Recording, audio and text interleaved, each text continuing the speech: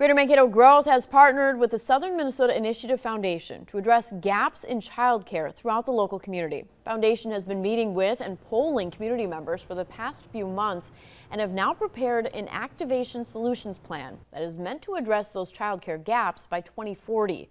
GMG says that childcare is a major factor in the local economy on both sides, whether it's workers unable to work due to not having childcare or employers unable to bring workers in due to a lack of childcare. The hour, age, and geography, those are the three areas of childcare that are challenging to address right now.